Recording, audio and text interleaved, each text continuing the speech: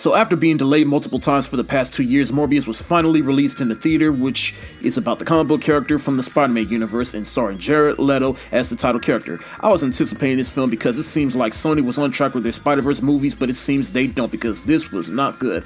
I will say it started out promising, but halfway through it just kind of lost itself and I walked away from the film feeling empty because this film did not have any soul or anything I could take away.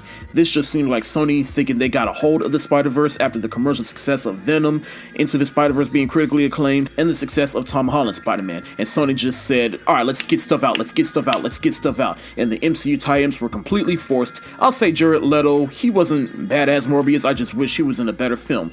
They wasted actors like Tyrese, Adria Arjona, Jared Harris, and Matt Smith at times. Again, not horrible, just stale. Yeah, I'm gonna give Morbius the angry face emoji. Seems fair. I know I'm a few weeks late, but to kill time until Doctor Strange in the Multiverse of Madness, I went to the theater to do some catching up, so I saw Ambulance, which is directed by Michael Bay and is the best film he's made in years, in my opinion. His last film, Six Underground for Netflix, is crazy. Netflix gave him a lot of money and he took 6 lines of cocaine to make that movie. At least that's what it felt like. But with Universal having a budgetary restraint on him, he scaled back and made not only an entertaining action film, he made one with heart. It's the story of 2 adopted brothers played by Jake Gyllenhaal and Yahya Abdul-Mateen II go on a bank heist and hijack an ambulance that has an injured cop and an EMT played by Isa Gonzalez. It may be one long car chase of the brothers trying to escape the cops and Isa's character trying to keep herself and the cop alive. Gyllenhaal and Abdul-Mateen are excellent in the roles, you believe them as brothers, but surprisingly the heart of the story was Gonzalez. It may not seem like it at times, but Michael Bay is a competent hands-on director and it shows right down to him experimenting with the countless drone shots. This was an entertaining movie and I'm gonna give Ambulance the hard eyes emoji. Sonic the Hedgehog 2 was released over the weekend, and to me, this can join Pokemon Detective Pikachu as one of the best movies based on a video game because the sequel to the surprise 2020 hit was a more accurate representation of what it was like playing the video games. When I saw the trailer, I thought this looks more like the games. The first movie did a good job at setting up Sonic as a character in the world.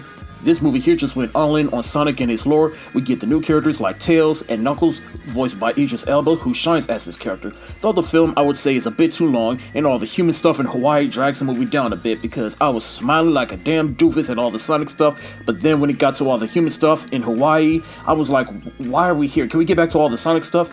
I understand the emphasis on the humans in the first film, but once you get to the second film, there should be less of an emphasis on them. Still, as someone who isn't too deep on Sonic lore, but played the Sega games for the Sega Genesis back in the day, I had a lot of fun, and if you're a hardcore Sonic fan, you will enjoy this film. I'm gonna give Sonic the Hedgehog 2 the thumbs up emoji. X is the latest offering from one of, if not the best independent filmmaking studios out right now, A24.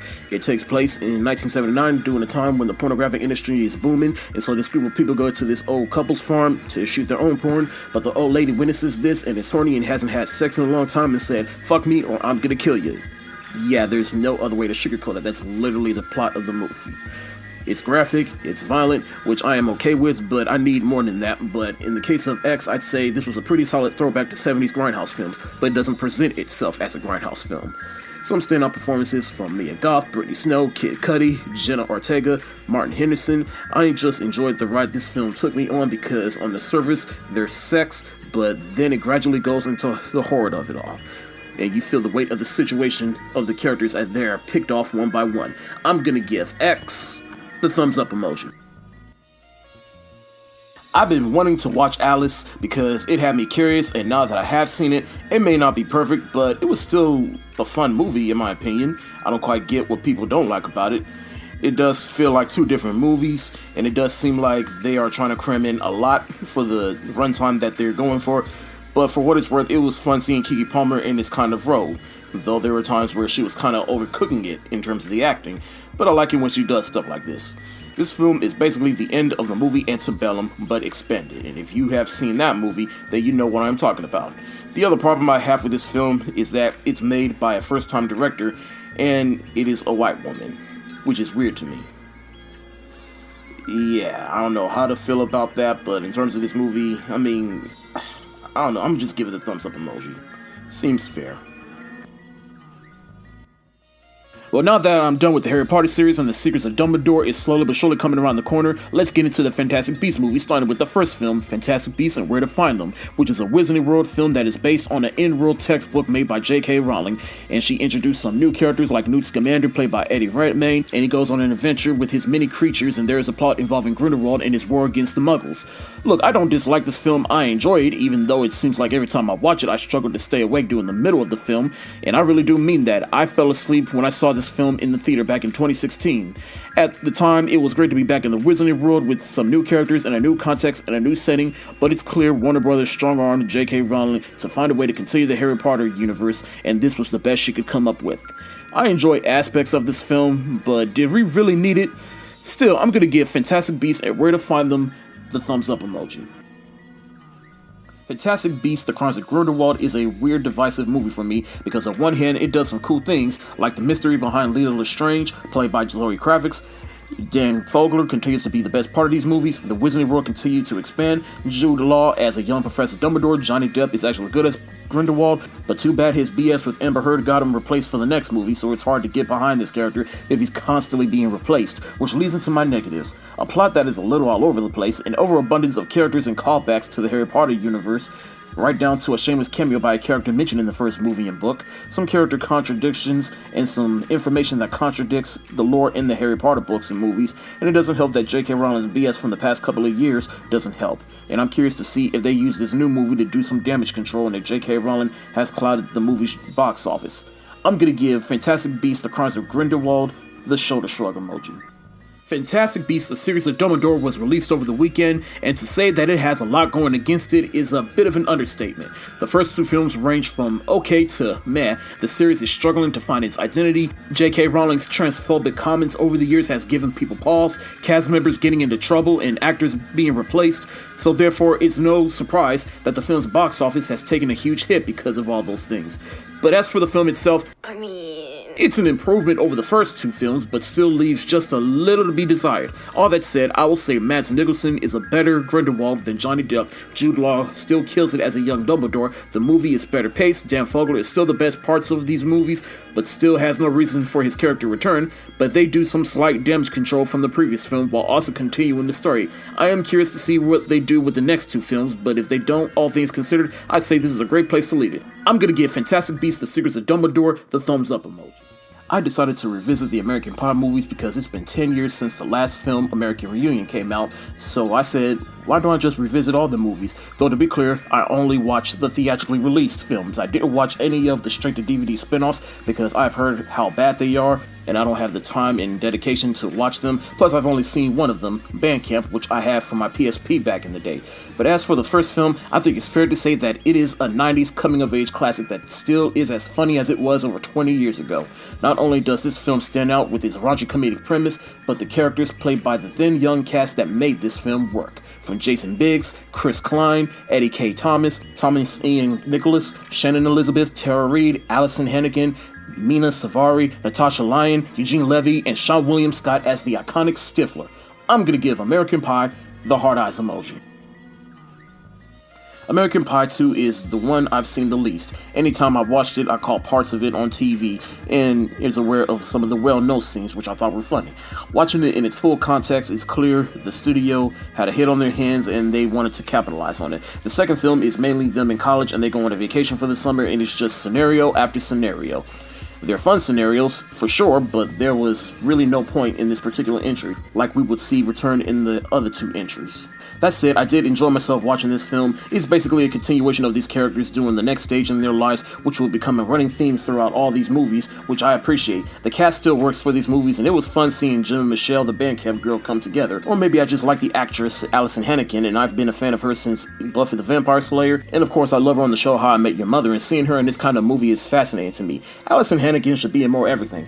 I'm gonna give American Pie 2 the thumbs up emoji. American Wedding was actually my first experience with the American Pie series because by the time I watched this, I was in middle school and I used to watch it on HBO and Cinemax back in the day and had no context from the first two films, so this has a special place in my heart. But now that I have watched this in context of the first two films, I say, while not as good as the first film, but definitely better than the second, in my opinion, because at least this movie has a point, which is one of them gets married.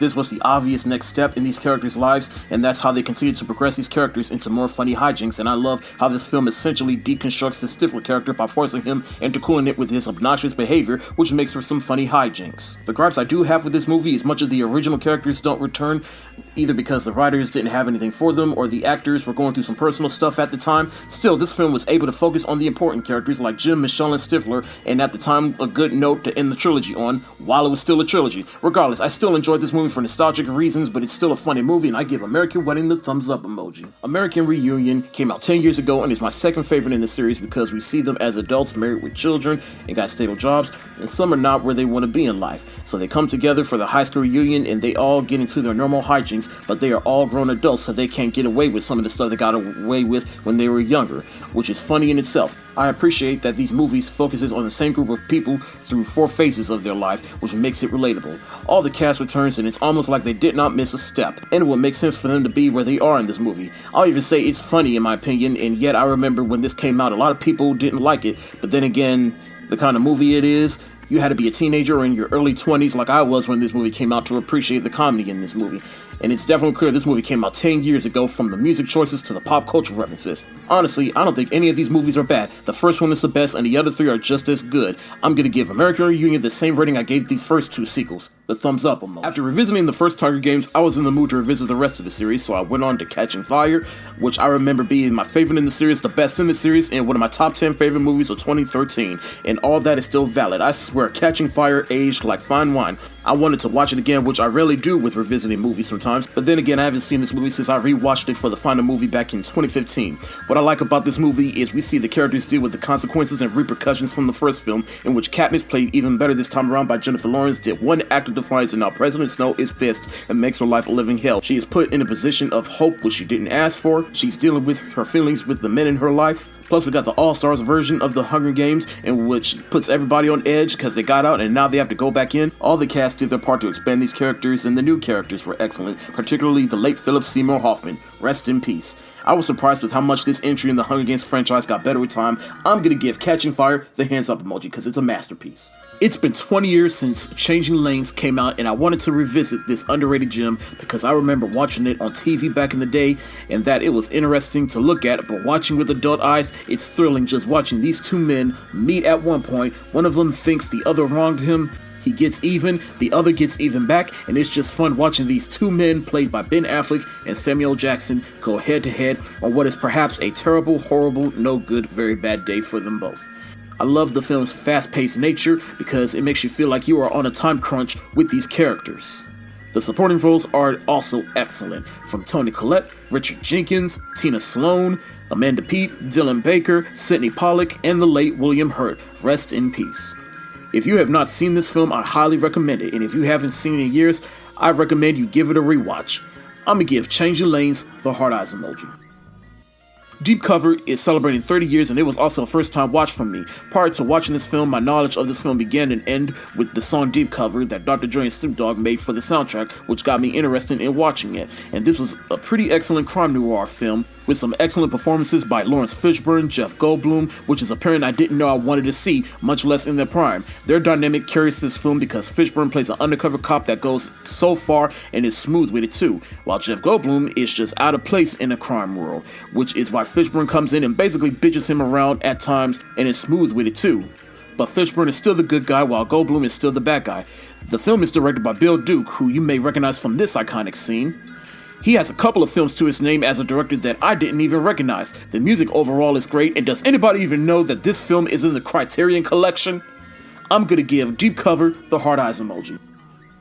Fern Gully is celebrating 30 years, and I wanted to revisit this because even though I didn't religiously watch it as much growing up, I knew of this because I remember watching it in the middle school science class, and the film is famous, or in some people's eyes, infamous, for its environmental message, which is the thing everybody remembers the most about it, but overall, I say, unlike the Lorax, it wasn't as obnoxious about its message. The animation is great for Fox Animation in the early 90s, some of the voice cast was pretty good, particularly Tim Curry, who is a national treasure, Robin Williams, which I didn't even realize this came out the same year as Aladdin, and believe me, I can't wait to revisit that for its 30th anniversary in November this year. But this was pretty much the precursor to what Robin Williams would give us in Aladdin. My gripes with this film is that it tries too hard to be like other Disney movies in the 90s, right down to the music, but lacks the talent and resources to be as good or better than Disney. And side note, how does a song like If I Gotta Eat Somebody, Might As Well Be You, performed by Tone Loc, sound appropriate to kids? I'm gonna give Fern Gully and the Last Rainforest the thumbs up emoji.